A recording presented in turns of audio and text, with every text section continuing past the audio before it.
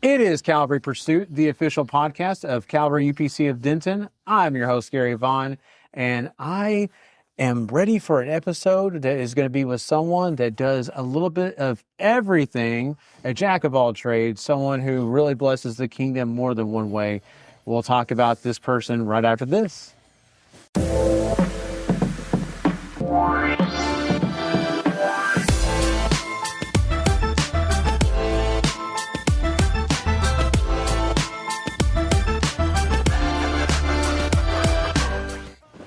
Who am I talking about, everyone, today? Well, I have the only one that I know that does pretty much everything under the sun here at Calvary. That is Brother Tom Repasz. How are you doing today? Doing well, thank you. I appreciate you, honestly, taking the time here. You've got a lot going on. I know one of the big things that you do is the van ministry, so we're going to talk about that. We're going to talk about your beginning here at Calvary. So we've got a lot to get into today. But the first thing I do want to start off with, and I did this with several episodes with people, and just kind of a little fun thing. Who is Tom Repasz? Where'd he come from? All over. Born in the Northeast in Pennsylvania. I like to tell people I was born in Bethlehem, but it was in Pennsylvania, not Israel.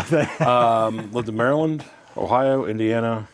Moved to Texas in '96 in Houston. Been in Denton since 2000. Okay. Man, so Pennsylvania, so you weren't there long enough to get the accent. No. Okay. Pennsylvania, I was there 9 months and 6 months. Oh, okay. That's not. I was just thinking he never says boot or oat or anything like that, No. so it's not, that hasn't stuck. Okay, good, because that'd be a whole different fun conversation. But yeah, no joke. It is really cool to to see that you have been everywhere, and I know you've had a lot of experiences in your life, and we would have to probably do, Tom, you think maybe a 5-hour podcast to get in your life story? I think Potentially, you think? We'd have to probably do a mini-series, like a Netflix mini-series, hour-long episodes, probably 8 of them. I'm kind of like Michael Jordan's. Yeah. Oh, there you go. Okay, Okay. like it. That's a good one, too, by the way. Yes. That is very good. But no joke. I want to say this. I really have a lot of respect for you, and that's why I did ask you here today. I'm so grateful for you accepting to be on here. I know you're not the most talkative person. You are a very talkative person once you get to know people, right? But you're just very cool. Tom is one of the most laid back guys that I know. I try to be as cool as he is and laid back. It just doesn't always work. My corny goofiness comes out and people are like, yeah, that guy. But this guy sitting to my left just is walks into a room and is ready to be a blessing to anyone. And I know that you do a lot here at Calvary. But at the beginning of Calvary, you came up here, and I know you were visiting and trying to see what the church was all about. So tell me about your journey. So when you first started coming to Calvary, what was your expectation here?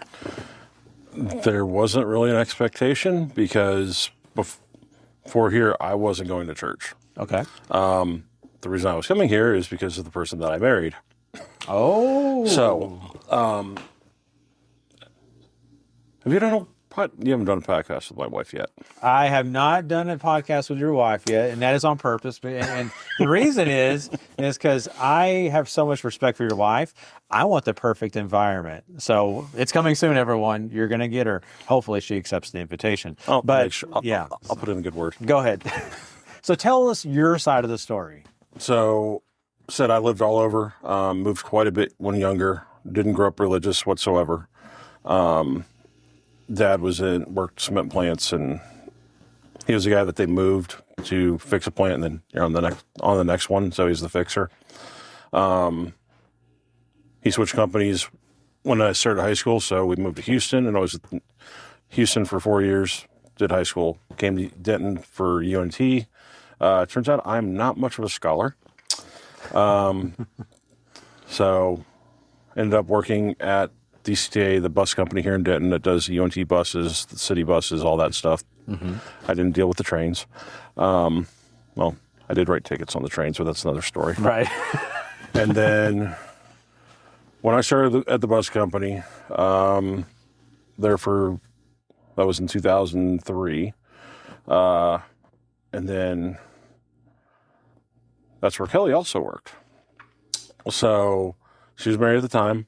I had nothing to do with the divorce. She hated me, actually, with a passion. Oh, boy. God works in mysterious ways and has one heck of a sense of humor. So after she'd gotten divorced, and she went through a couple of other chapters in her life, I was thinking about actually leaving Denton at that point around the same time. And yeah, here we are. 17 years later. Been married in Calvary for 17 years. 17 years. So it was wow. Easter of '09 is when I started coming every single service, Sundays and Wednesdays. Okay. Yeah, because we started dating in January, and then April-ish. So, but yeah, so I've been coming to Calvary since 2009. 2009. Wow. I do, like I said, I do remember a little bit about the beginning. It's been a while, so my memory's not as good either. Mm-hmm. But yeah, I mean, and just Kelly has this guy with her, and it's Tom, and I'm just like, okay, well, cool. I don't know much about him, but he seems a pretty cool guy.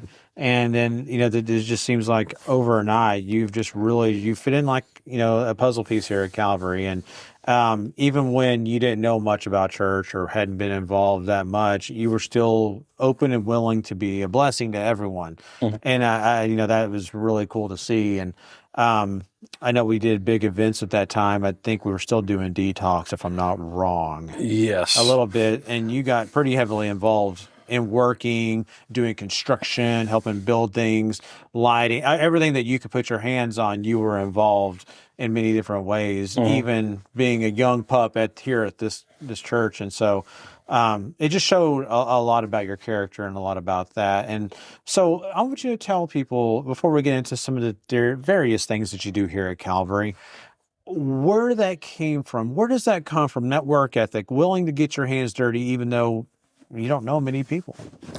Sometimes I find it's just easier to do something and help out, and you kind of learn people better that way. And I'm decent with my hands for a lot of things. Like you're saying, when we're putting on detox, 2010 was my first one, and that's when Andrew Fraser was kind of leading it with the set design and stuff like that. And then as he left I believe they went to Austin or wherever. Mm-hmm. Kind of that thing it was still going. It was still very prevalent in the youth in this area for that event, and just kind of took his industrial side to it and kind of made it where we went from like the scaffolding everything to the barrels. That's right. We bought a plasma cutter just so we could cut out the barrels. Wow. I still have the plasma cutter. That's awesome. Mr. Chris Goff loves that thing. It's like, I can cut metal like it's a pencil. That's so cool. Turns out if you get a barrel that had resin in it, you will have one heck of a fire. Oh, boy. But we were outside. So the church didn't burn down? No, we were doing it at his house. So that made it okay. Better. No, and we were outside. Wow. No, but and just being around and like building something for the youth, to helping build the drum cage.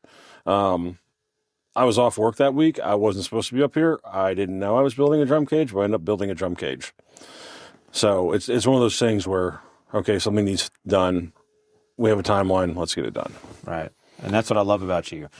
Someone just says something like, hey, we need this done. We need this stage built, or this light doesn't work here. We need it over here. I'll call Michael. You call Michael. Yeah, that's always the call, the first call. But I know if he's out of town or someone else is, you're going to be on the ladder. You're going to have someone get on the ladder, and you're going to show them, this is how we do it, right? Right. Yeah, I don't do heights. You don't do heights. That's right. No. I forget. I get you and Kenny. Kenny's willing to do heights. You're not a height guy. I don't think Kenny's a height man. Normally it's going to be Adam. I found out Grace will get up on scaffolding. Okay. Grace is like you. She'll do anything. She's one to be helpful. Yes. That may be to a fault. So right.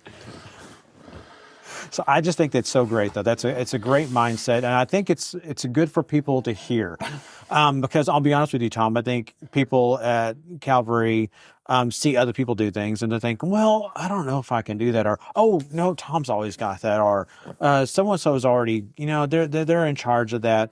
But it is important, like if you hear something that needs to be done, offer your services, be a blessing, especially if you know how to do it. Like you're like saying, you're good with your hands. So you're willing to jump in a construction project or to maybe help figure out something that you've done before.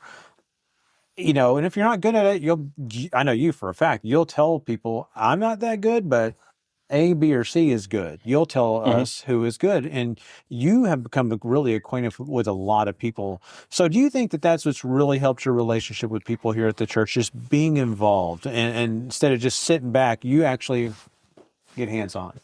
Yeah, being involved, saying I'm good at some things I know I'm not, but as you do all these different projects and you meet this person or that person and this person, you know who you can go to and get that extra help. It's like, I'm not going to make this very well, but you will. Can you help? Right. So things along those lines. I'm decent all around, but if we need something like with precision, it's like, okay, I'm going to this person for that. I'm going to this for this. If it's anything decor related, I'm going to your wife. Right. So, yeah, it's those things. It's like, overall, we can all get it done. It's just the people actually wanting to do it. Picking up the projects that other people drop. Right. I've picked up a lot of projects in this building that other people have started, and then next thing you know, it's like, okay, I'm doing this too. Right. Exactly. Because the thing is, they say you need for a 300-person church, you need 150 volunteers, 50% volunteers. We don't have that. So it's one of those things where you can have a bunch of people doing one thing, but you're not getting there. You've got a bunch of people doing multiple things because we're in a growing place. There's a lot of people that want to do it, but they maybe think, okay, I'm seeing this person doing it. I don't need to do it. They may be doing it because they don't have a choice. Right. They don't want to let it drop. I'm not going to go into everything I've picked up because some people may get offended. No, I mean, I understand. So, yeah. But it's just those things where, I know it needs done. I'm going to do it.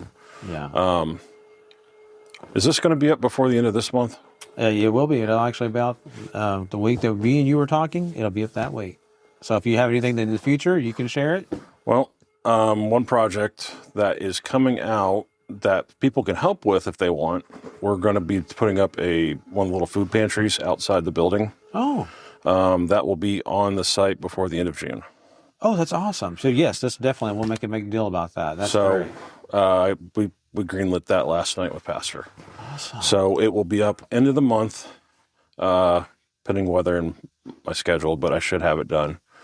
Got to figure out where we're going to put it. But if people are looking at helping, we're going to need non-perishable donations. Okay. To keep that going. Yeah, that's awesome. So that is another project that we just picked up, and we're gonna have it up quick. Okay. If somebody wants to run it after it's there. Right. Exactly. So remind me again. So we're happening the week of. Let's see here. It'll be June 7th, 8th, 9th, or something like that. We'll have it up. It'll be up by the end of June. So before the weekend before the 4th of July. The weekend of 4th of July. Okay. So everyone out there listening right now, we're going to clip this. Tom is going to help get it set up, but hey, be willing to help because it's a very important thing. And we know here in the city of Denton, we have lots of people who need assistance. Right. So, and it's outside these four walls, which is a big part of this church. Right. If you help the people that are outside these four walls, they may come into these four walls. Agreed. But yesterday I was sitting at I took Kelsey to a spiritual first responders where they go help newer churches put on an event. It's kind of like JTR, but it's a Saturday afternoon. Mm-hmm. She does her photography for them. And it was at a park in Burleson, and they had one of these little food pantries there at the park. And in 2 hours I was sitting there, 5 cars came by because people needed help. And it's the way everything's going nowadays. We do need to help our community more. Yes, we help the missionaries. Yes, we help the evangelists that are getting the word out, but we have our local area. So this is going to help that. I love that. That's a wonderful thing, and a ministry that is very much needed. We see that come to fruition more than we even like to see. So I'm very thankful for that. And that kind of leads me to this. I want to talk about a ministry that does involve people who need help, and that is this van ministry that has become such a big deal for our church. And you lead that ministry, and in fact, you took off today to help us here on the podcast, and I definitely appreciate that. But that's a big part of what you're doing right now. So talk a little bit about the van ministry, the importance of it. We're getting those folks that don't have transportation here right now, Sundays only, because most of us don't get off early enough to do Wednesdays or Mondays.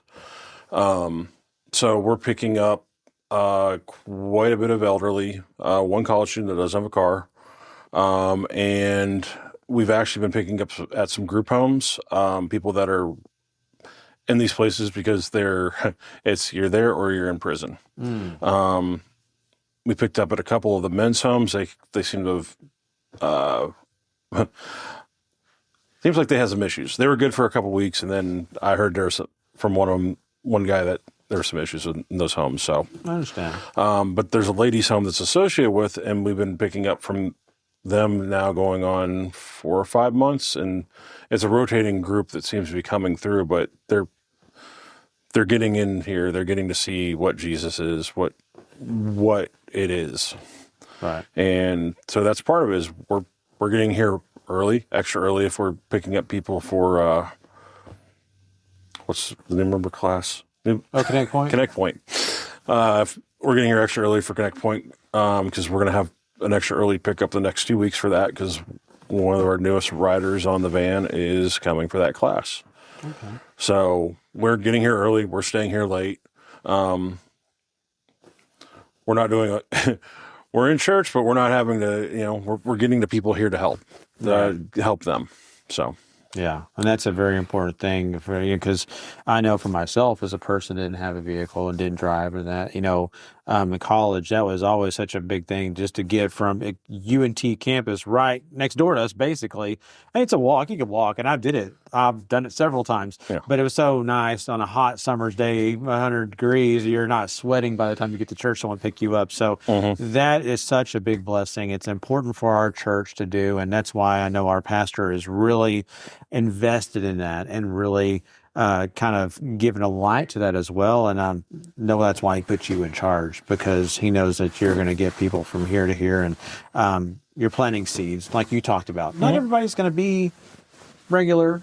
That just happens. That's how things are. But you're planting seeds every time that you get someone in that van, bring them to church, and really you treat them a little bit better than they've been treated in their own lives in many different ways. Right. So I'm so grateful for that. So that's a big part of your ministry, but talk about just a couple of the other things that you've done that you really kind of associate yourself with. The Random Projects pastor once, or Sister Rachel, all the electronic blocks have been going in. I've been doing those. Had to keep all those tots secure because, got to keep them locked up. The electronics to make sure it's like Terminator bolted in.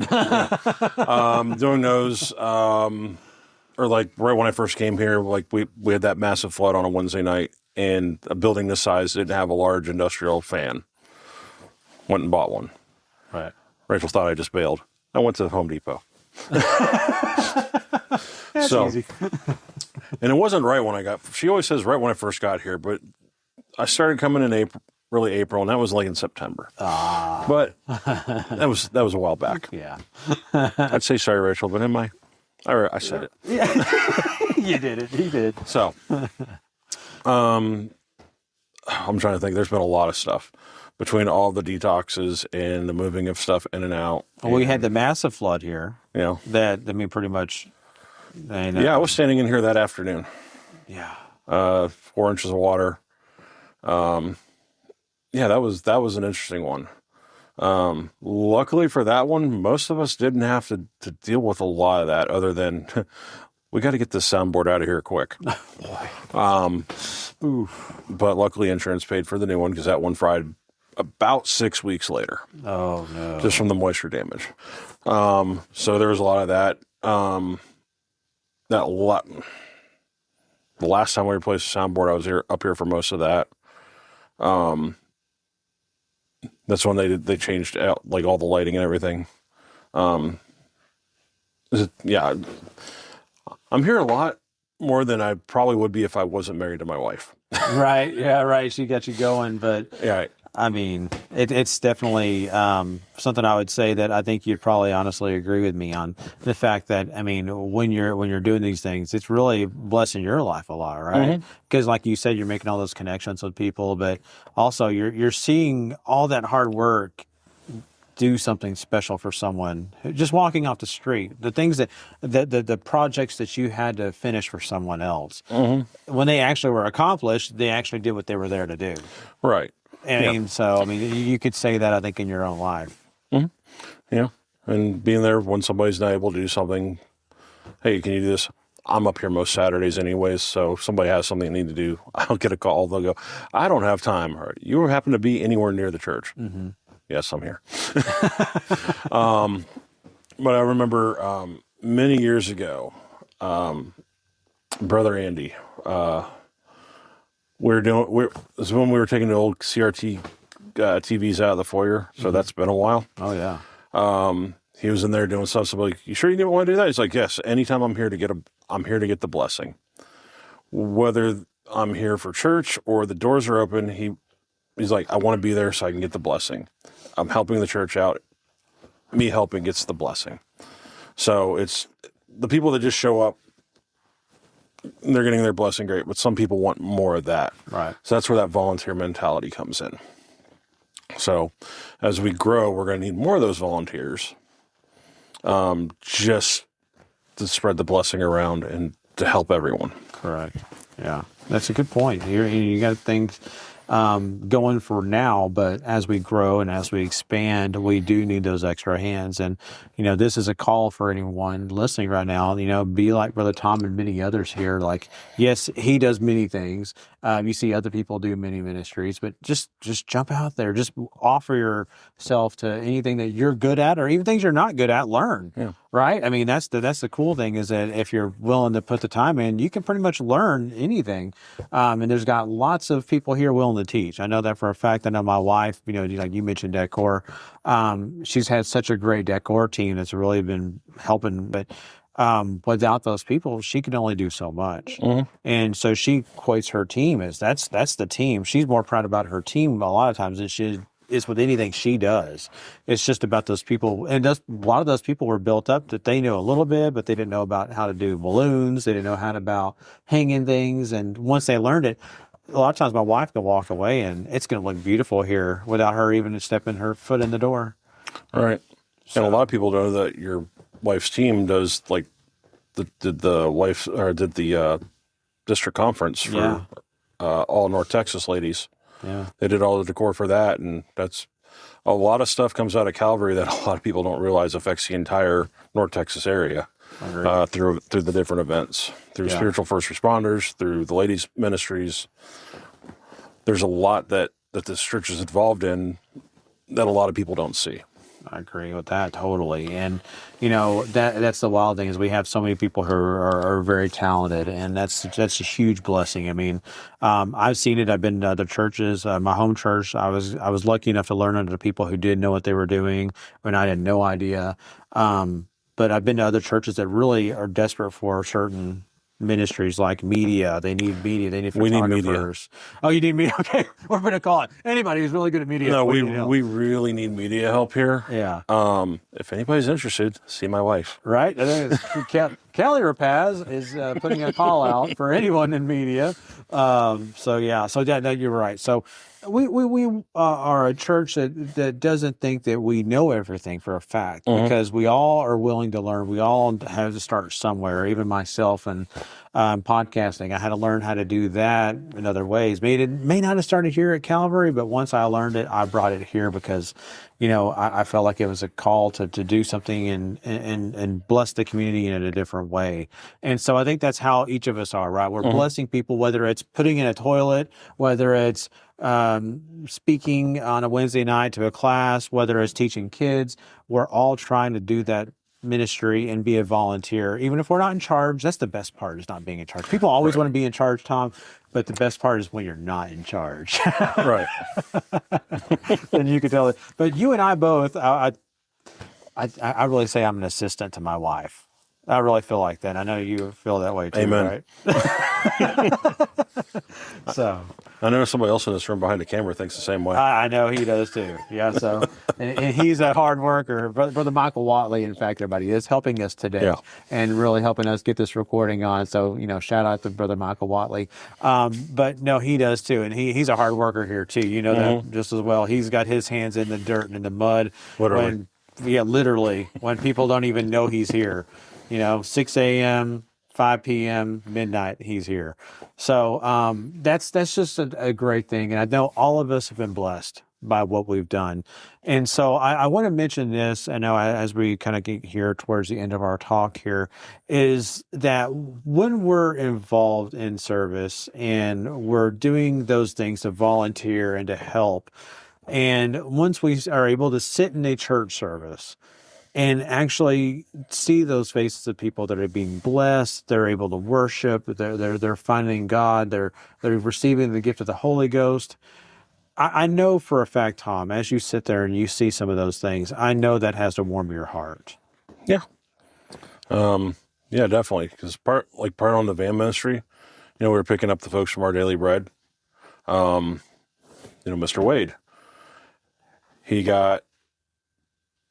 he said to me, the first time he came to Calvary, they gave him, a cup of coffee with the thing on said, "Welcome home." And he said whenever he was at Calvary, he felt like he was at home. He always wanted to be here when it was open. He was the one person that was picking up from Our Daily Bread on Wednesdays until they quit letting him. He was up here. He got special permission to be up here for JTR. But he wanted to be here every time he could be until the day he died. Luckily, he got baptized. He got infilled. He was good with God. But 3 years ago, he wasn't. Wow. So part of that ministry of getting the people here, helping those other people that are in the building, that's what we're here for. Agreed. We're here to get to heaven, but we're also here to help them get to heaven. Right. And, I think the pastor says it all the time. Different people in ministry have said this many times, but, we are I guess, kind of spotlighted sometimes because we are doing things, but all of us were in those situations at some time. Mm-hmm. At one time, each of us was in that situation of need. We need help. We need someone to encourage us. So, I think when we're talking about that, and I'm sure you could, I'm not going to ask anything about like your personal situation, but I'm sure there's things that you've overcome in your youth, in your travels and all that you look at that life, you look at that Tom, and now you look at the Tom you are now. Mm-hmm. What scale are we talking about here? How has God changed you? I was a professional drunk.